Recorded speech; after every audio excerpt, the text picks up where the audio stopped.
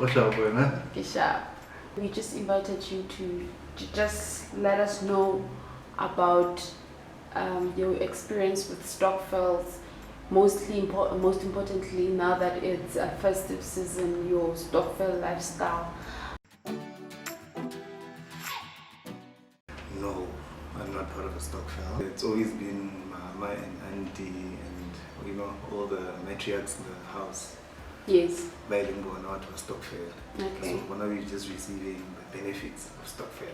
Oh, okay. So why don't you join Stokvel? Stokvel has always had like a connotation, and the older people, blah blah blah. It's only now that you're starting to learn the Libuli Book Club and sneaker clubs in Stokvel.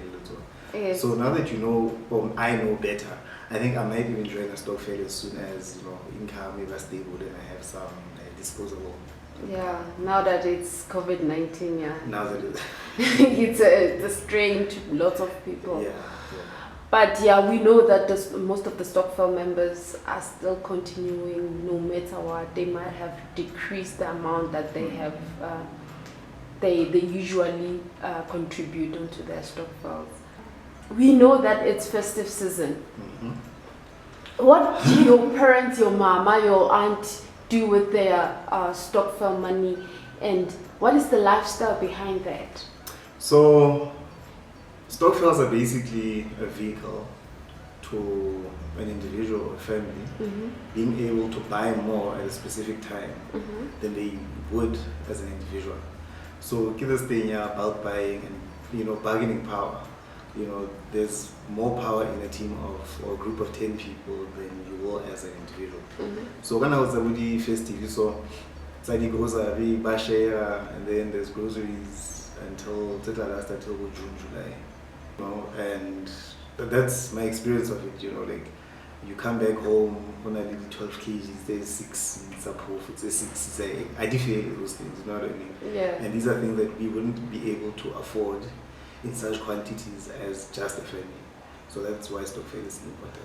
So if you were to join a Stokvel, what will you do with that kind of money? What will you invest? Will you invest or just join the bulk buying groceries and all? What is the idea for yourself? Why do you want to join a Stokvel basically? Well, to buy sneakers. To buy sneakers. But then, sure, if it's Stokvel is someone chilling, like I'm a very new dad now, and the child needs this, the child needs that. You need savings for emergencies and all those things. So for me and my small little family, because I was 6 months, I impractical. I have a space to keep it. We don't even cook that much. So Chelete would probably be invested, and just keeping the rest for emergencies. Oh, okay.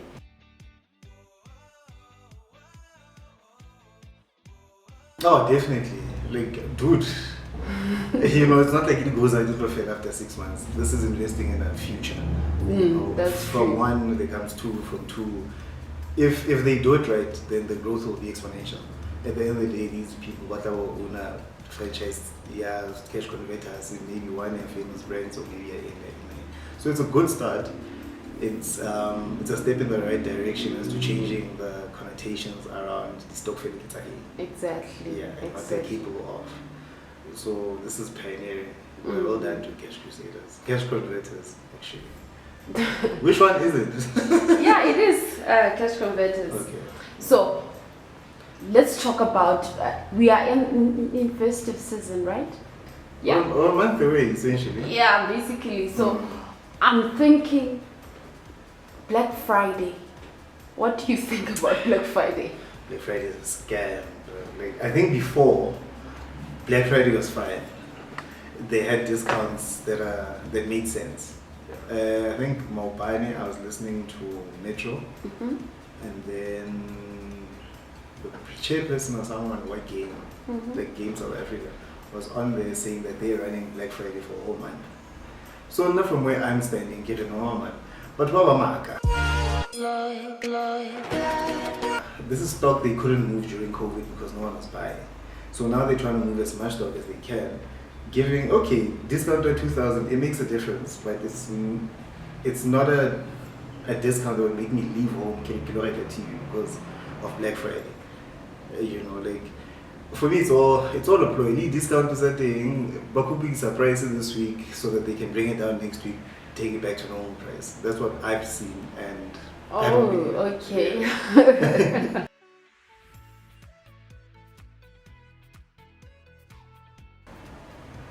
If they're bulk buying deals, then definitely, I don't know if Intelligent, I think where Stokvels could pay upfront. And then if that's the case, then they should pay now. They mustn't change whatever list they had throughout the year because of Black Friday. If the intention was to buy 200 items, it's about the one that these are the items that we usually buy them and just stick to it. They just exploit those discounts. That's it. Anything extra, anything more, it will just bring disability to the organization. Because not everyone will be able to get whatever they get or buy from this Black Friday. But the nice thing about Stokvel that do bulk buying is that they buy fast-moving consumer goods, which have the shelf life and whatever. So my best advice to them would be, Bashabedi best before date, check your expiry date before making a purchase. If for whatever, it will expire in March, it means it's been staying in storage since, let's say, Feb. Ask the manager or the packer or whoever, add to the back, I look at the fresh stock because there is always fresh stock. We know how they work. That's why the retailers is correct. It's always first, last in, first out. So now what you're trying to do is to get the latest stuff. No, it's not last in, first out. It's first in, first out. Oh, okay. Yeah, so they must ask for the first stuff and not the last stuff. Yeah. Okay, thank you very much, Rebs. Yeah, that basically is just to give our Stokvel members some ideas and tips on doing their bulk buying. The festive season, not only bulk buying, but also how do they spend money with the festive, also to consider the following year. Yeah. So we just wanted you to share the word with us. And the Stokvel, in terms of storage and stuff, actually these container storages, they're not really that expensive. You might end up paying more than $350 for stock that can last half a year or a year. It's just they need to travel in order to go get it periodically or whatever. Because most of them, they stay in the very rural areas. Yeah. And the houses are small. Yeah. There are pests. So they must really try and look into storage.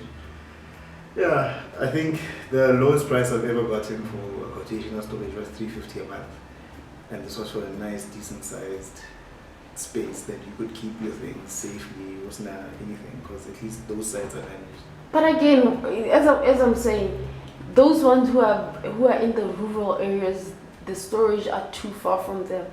If they do store their stuff there, how are they going to get them? In a month they're paying 300, which they're only paying maybe 20 rands to contribute into the Stokvels.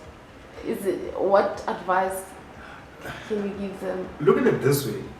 Even in the rural areas, there are places most storages do like that. In rural areas, you'll find that the professional, like engineers, whoever, Manali project, they're 6 months, you have to go stay there. They're not going to move the entire house there. So companies in Manali storage, where they keep furniture, they keep whatever, in case someone has to move into a house or a townhouse. It's just about the Stokvel being creative. Yeah. Yeah, how was Mathata or the problem is that build their own storage. I mean? Yeah, and who build a storage? You lay some concrete on the ground. It's a structure. Yeah. You can lock it. I don't even know if they'll need security because in the rules. You know what I mean? Well, unless we go about livestock.